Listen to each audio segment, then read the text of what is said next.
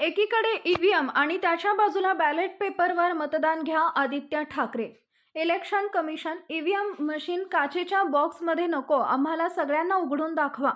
आमच्या मनात जी तांत्रिकदृष्ट्या शंका आहे ती आम्हाला उघडून दाखवा. ईव्हीएम मशीन जिथं बनवतात त्या कंपन्यांवर डायरेक्टर कोण आहे त्याचा सुद्धा सोक्षमोक्ष लागू द्या. जर बातम्या निराधार होत्या तर त्यांनी समोरासमोर येऊन आमच्यासोबत चर्चा करायला हवी. आपण एक चॅलेंज स्वीकारा. एकीकडे ईव्हीएमनं मतदान घ्या आणि दुसरीकडे बॅलेट पेपरनं मतदान घ्या.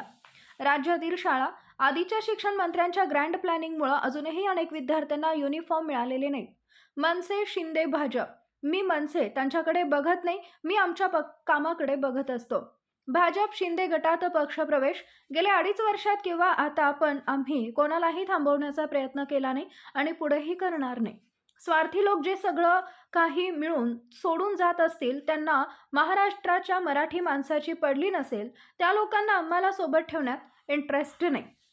लाडकी बहीण, शेतकरी कर्जमाफी, आम्ही जे करणार असतो तेच आश्वासन देतो. आम्हाला खोटी आश्वासनं जनतेला द्यायची नाहीत. निवडणुकीच्या वेळी आपण जे बोलतो प्लॅनिंग करायला हवं. लाडकी बहीण योजना असेल किंवा शेतकऱ्यांची कर्जमाफी असेल, हे त्यांनी फक्त निवडणुकीसाठी केलं. आता हे जे सगळं खोटं आहे हे सगळं आता लोकांसमोर येतंय. ठाकरे कुटुंब सुरक्षा वाढ. आम्ही वैयक्तिक गोष्टीवर जाणार नाही. बीडच्या प्रकरणावर सरकारनं बोलावं.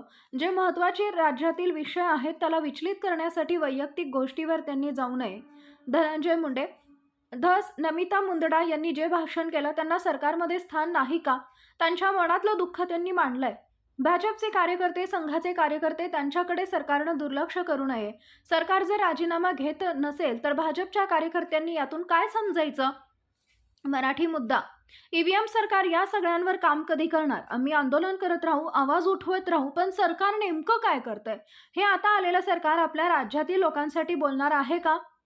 फडणवीस भेट आणि भाजप जवळीक. फडणवीस राज्याचे मुख्यमंत्री आहेत. ते मुख्यमंत्री असताना अनेक अशी कामं असतात जी चर्चा करून सोडवतात. ज्यांना वाटतं आम्ही फडणवीसांना भेटू नये, त्यांना अजून राजकारण गढूळ करायचं आहे का? राज्यासाठी चांगलं होत असेल तर ओपनली आम्ही भेटत राहू, सपोर्ट करत राहू, त्याला पाठिंबा देऊ. त्याला विरोध करायचा, त्याला विरोध करू. गेल्या 2.5 वर्षात राज्यात मुख्यमंत्री नव्हते, घटनाबाह्य व्यक्ती बसले होते.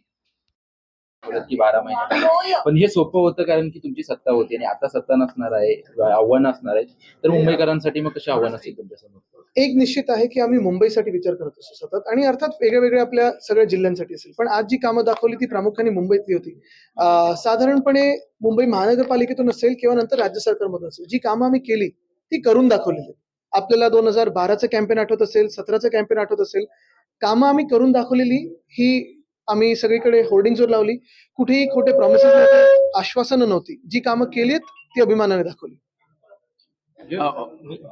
इलेक्शन कमिशनने आज पत्रकार परिषद घेतली आणि जे काही आरोप महाविकास आघाडीकडनं करण्यात आले त्याच्या सगळ्याला उत्तर त्यांनी दिले. त्यांचं असं म्हणणं आहे की 67,000 व्हीव्हीपॅट आम्ही चेक केल्या, मात्र कुठेही विसंगती आढळली नाही. मग एकदा आम्हाला ईव्हीएम नुसतं काचेच्या बॉक्समध्ये नाही, सगळ्यांना एकदा बोलवा आणि दाखवा ना, जवळून दाखवा. आम्हाला जी काही आमच्या मनात शंका आहे, जे टेक्नॉलॉजिकली शंका आहे, ती दाखवा आम्हाला एकदा पूर्ण हे करून. आणि मग तुमच्याकडे जे ईव्हीएम्स बनतात किंवा बनवतात त्या कंपनीवर डायरेक्टर कोण आहेत ह्याचा पण एक सोक्षमोक्ष लागू द्या. त्यांचं असं म्हणणं आहे की ज्या बातम्या आल्या समोर ते सगळ्या निराधार होत्या आणि सगळ्या शंकांचं नाही, एवढे निराधार असतील तर येऊन समोरासमोर चर्चा करा ना आमच्या बरोबर, जनतेत चर्चा करा. मराठी सुद्धा एक विजन होतं तुमचं. राज्यामध्ये आज अनेक ठिकाणी शाळांमध्ये कम्प्युटर्स आहेत, मात्र ते धूळकात पडले. बरोबर. काही ठिकाणी इंटरनेट पोहोचत नाहीये, काही ठिकाणी इलेक्ट्रिसिटी सुद्धा पोहोचत नाहीये. दुर्दैवी आपल्या राज्यातल्या शाळांची जर परिस्थिती पाहाल तर एकदमच खराब आहे. मागच्या वर्षी तर तो जो शालेय शिक्षण मधला घोटाळा झाला, अनियमितता असेल, घोटाळा असेल, पण जे काही झालं अजूनही ते जे मंत्री आहेत तत्कालीन, त्यांच्या सगळ्या ह्या मोठ्या ग्रँड प्लॅनिंगमुळे शाळेतल्या मुलांना युनिफॉर्म काही काही ठिकाणी मिळाले नाही. हे दुर्दैव. म्हणजे तुम्ही युनिफॉर्म पासून जर सुरुवात करत असाल बोलायला आणि चर्चा करायला आणि त्याच्यावर सगळं हे करायला, गोंधळ घालायला, तर मग पुढचं शिक्षणाचं तरी काय? सर, आज मनसेची बैठक झाली आणि मनसे आता आगामी महापालिका निवडणुकीच्या काळात कोणाशी तरी युती करेल अशा पद्धतीची चर्चा झाली. चांगलं आहे. महायुतीतला त्यांचा प्रवेश शिंदेमुळे रखडलेला होता, शिंदेंनीच त्यामध्ये खडे टाकले अशा सुद्धा चर्चा आहेत. कसं बघता आगामी महापालिका निवडणुकीकडे? नाही, मी तरी बघत नाही त्यांच्याकडे, मी आपल्या कामाकडे बघत असतो. एक प्रश्न आहे, निवडणुकीची तयारी सुरू आहे, आढावा बैठका सुरू आहेत, मात्र काही माजी नगरसेवक भाजपमध्ये शिंदे गटामध्ये प्रवेश करताना पाहायला मिळतात.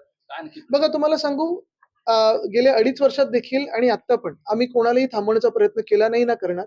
कारण जे स्वार्थी लोक आहेत, जे सगळं काही मिळवून तिथे जात असतील, ज्यांना मुंबईची पडली नसेल, मराठी माणसाची पडली नसेल, महाराष्ट्राची पडली नसेल, या लोकांना आम्ही आमच्यासोबत ठेवत कुठेही आम्हाला इंटरेस्ट नाहीये. आमच्यासोबत एक चांगली नवीन फळी तयार झालेली आहे, ती तुम्ही विजयी पाहाल.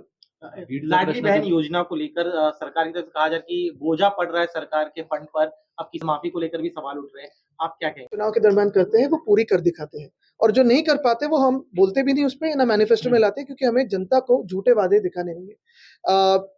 यही अहम बात होती है कि जो भी आप करते हो या बताते हो चुनाव के दरमियान, उसे प्लानिंग से ही करना चाहिए। इन्होंने जो किया था, जो इन्होंने लाडली बहना की योजना हो या फिर किसान को लोन वेवर की बात हो, इन्होंने सिर्फ चुनाव के लिए किया था।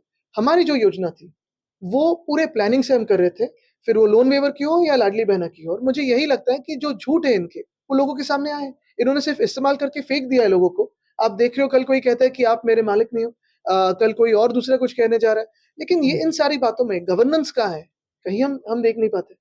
इसके अलावा ठाकरे परिवार की सुरक्षा को हमेशा खतरा, हमेशा थ्रेट परसेप्शन रहता है। सरकार, आप चूंकि आप लोग को निजी सुरक्षा कर्मी भी आपके साथ होते हैं, सरकार की तरफ से सवाल खड़े किए जा रहे हैं कि आपको भरोसा नहीं।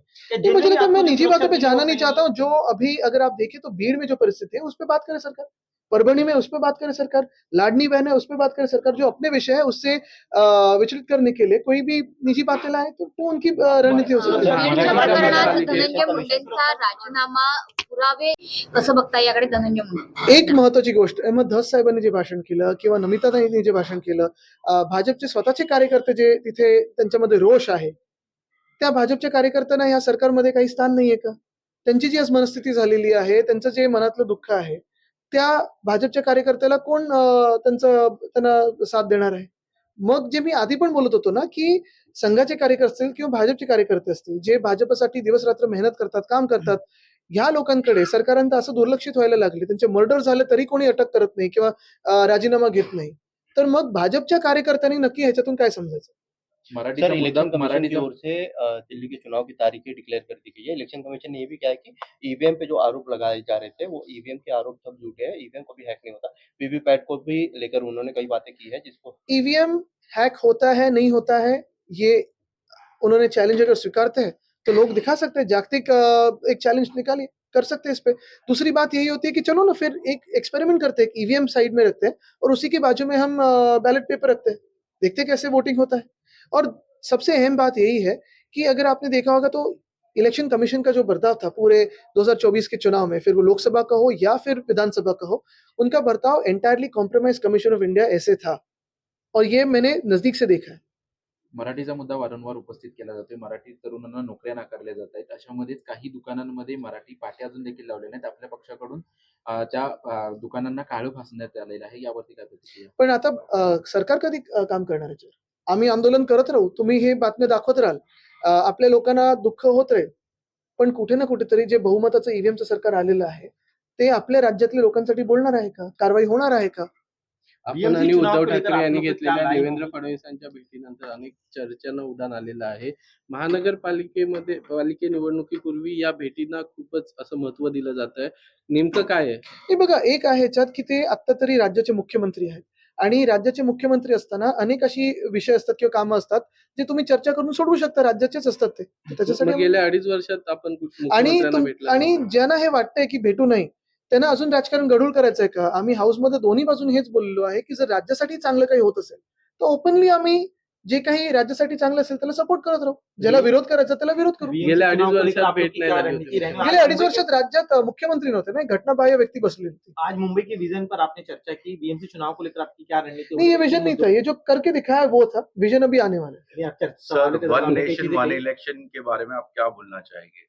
अभी एज वी नो कि ईवीएम्स आर करप्टेड, तो फिर आगे ये तो लार्ज स्केल पे होगा। देखिए, वन नेशन वन पोल पे जिन्होंने ये बिल लाया था, उनको पहले बात करनी दीजिए, क्योंकि अभी तो उन्होंने जॉइंट पार्लियामेंट्री कमेटी को भेजा है। वहां से जो सजेशंस आएंगे वो सदन में आएंगे, फिर उस पर बातचीत होगी, चर्चा हो सकती है। सपोर्ट इट और नॉट? मुझे लगता है कि पहली बात तो ये चर्चा होनी चाहिए कि इसमें क्या है, क्योंकि बहुत बार चुनाव के पहले और चुनाव के दरमियान भाजपा से कई ऐसे बिल्स आते हैं, फिर सिविल कोड का हो, वन नेशन वन पोल का हो, और फिर चुनाव होने के बाद वो जेपीसी में चले जाते हैं। जब भी कोई दूसरा चुनाव आता है फिर उसे रिवाइव करते हैं, फिर वापस अंदर जाते हैं। तो इस पे बात हो, जनता में चर्चा हो, और फिर जो देश के लिए उचित हो वही हो सकता है। Thank you. Thank you so much sir.